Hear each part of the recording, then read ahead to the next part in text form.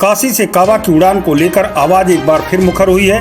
केंद्रीय हज कमेटी के पूर्व सदस्य हाफिज नौशाद अहमद आजमी ने ऐलान किया है कि कोरोना काल खत्म होते ही काशी से काबा की उड़ान के लिए सड़क से संसद तक फिर वह अपना संघर्ष जारी रखेंगे।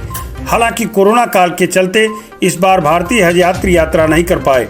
आपको बता दें कि वर्ष 2018 में यह उड़ान बंद कर दी गई थी और तब से आज तक ये उड़ान चालू नहीं हो पाई, जबकि वाराणसी देश के पीएम नरेंद्र मोदी का संसदीय क्षेत्र है और एयरपोर्ट का विस्तार आज एक पूर्ण विकसित खूबसूरत अंतर्राष्ट्रीय हवाई अड्डे का रूप ले चुका है। पूर्वांचल से उठ रही ये आवाज़ अब मध्यांचल तक पहुंच गई है। हज यात्रियों की सुविधाओं के लिए ऑल इंडिया हज सेवा समिति और उसके राष्ट्रीय अध्यक्ष हाफिज नौशाद अहमद आजमी द्वारा 23 वर्षों तक किए गए संघर्षों और मौजूदा वक्त में उनकी मांगों का कानपुर के दोनों शहर काजी बरेलवी एवं देवबंदी दोनों ने पुरजोर समर्थन किया है। इन दोनों शहर काजी के समर्थन को 5 अगस्त को देश के प्रमुख उर्दू अखबार द इनकलाब व अंग्रेजी अखबार टाइम्स ऑफ इंडिया ने प्रमुखता से प्रकाशित किया है। आपको बता दें कि केंद्रीय हज कमेटी के पूर्व सदस्य हाफिज नौशाद आजमी 2 वर्ष पूर्व मार्ग दुर्घटना में अपने बेटे की असामयिक मौत के बाद पिछले 2 वर्षों से अधिक समय से बीमार रहे हैं। अब ऊपर वाले और हाजियों की दुआ से धीरे धीरे उनका स्वास्थ्य पहले से काफ़ी बेहतर है। बावजूद इसके भी वह हज यात्री सुविधा और यात्रा के मुद्दे पर लिखा पढ़नी करने में नहीं चूकते।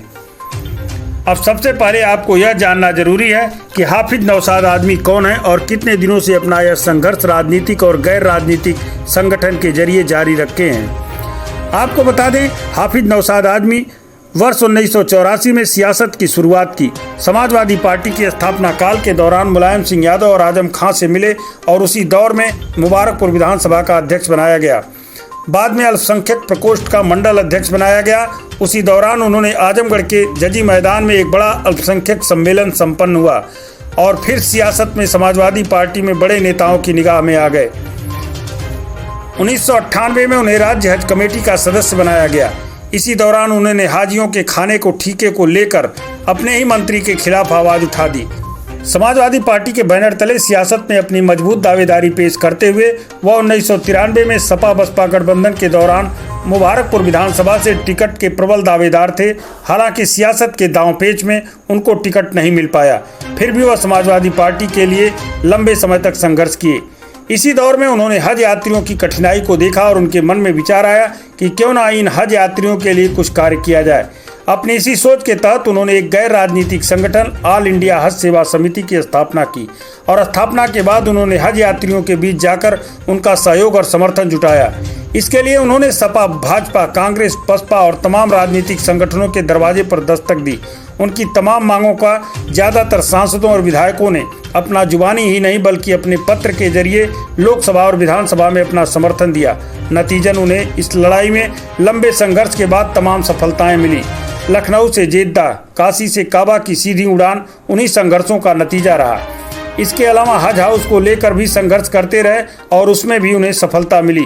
इसी संघर्ष की बदौलत उत्तर प्रदेश राज्य हज कमेटी से 2 बार निर्वाचित सदस्य और केंद्रीय हज कमेटी के सदस्य के रूप में अपनी सेवाएं दे चुके हैं। इसी बीच काशी से काबा की उड़ान को लेकर 2018 में उड़ान रद्द कर दी गई।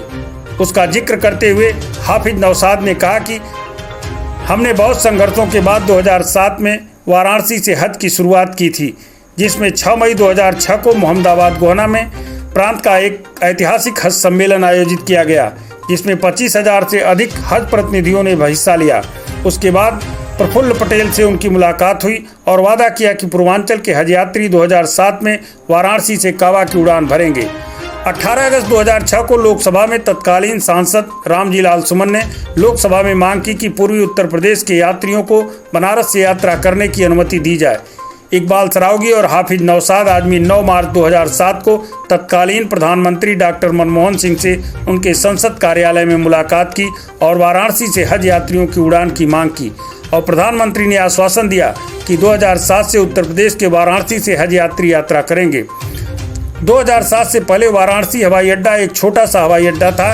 हज की उड़ान के बाद वाराणसी हवाई अड्डा एक प्रमुख हवाई अड्डा बन गया। नौशाद आजमी ने कहा कि 2008 में 5000 से अधिक तीर्थयात्रियों ने हज और एक प्रमुख सऊदी एयरलाइंस की उड़ान के लिए यात्रा की, लेकिन आज बहुत दुर्भाग्यपूर्ण है कि केंद्रीय मंत्री मुख्तार अब्बास नकवी ने 2018 में जो हज नीति तैयार की उसमें केवल 9 जगहों को ही हज के लिए चयन किया गया, जबकि 21 एम्बार्केशन पॉइंट बने थे। यह दुर्भाग्यपूर्ण है कि वाराणसी में हज समिति के एक सदस्य भी थे और वाराणसी प्रधानमंत्री नरेंद्र मोदी का संसदीय क्षेत्र भी था, लेकिन ये लोग वाराणसी से काबा की उड़ान को नहीं बचा सके। इस बात को लेकर हाफिज नौशाद अभी भी नाराज हैं। बनारस हज उड़ान शुरू हुए 13 साल बाद भी बनारस में हज हाउस क्यों नहीं बनाया गया, इस पर श्री आजमी ने सबूत के साथ सवाल पेश करते हुए कहा कि पूर्व सीएम मुलायम सिंह यादव के कार्यालय को एक पत्र 16 नवंबर 2006 को वाराणसी में हज हाउस के निर्माण के लिए भेजा था, जिस पर मुलायम सिंह यादव ने विशेष सचिव जगदेव को बुलाया, लेकिन 2007 में मायावती सरकार के सत्ता में आने पर बनारस हज हाउस पर केवल सियासत हुई। उन्होंने कहा कि वर्ष 2017 से प्रदेश में भाजपा की योगी सरकार है। लगभग 4 साल से राज्य में कोई हज कमेटी नहीं है, लगभग 1 साल से कोई सेंट्रल हज कमेटी नहीं है। मैं 2 साल से बीमार हूँ, लेकिन अल्लाह ने मुझे स्वास्थ्य देना शुरू कर दिया है और अल्लाह के मेहमानों की खिदमत करने की भावना से मेरे खून की एक एक बूंद में है। कोरोना काल के खत्म होने के बाद ही मैं हज की उड़ान के लिए हज हाउस के लिए संघर्ष करूंगा। उन्होंने इसके लिए सबसे दुआ करने की अपील की।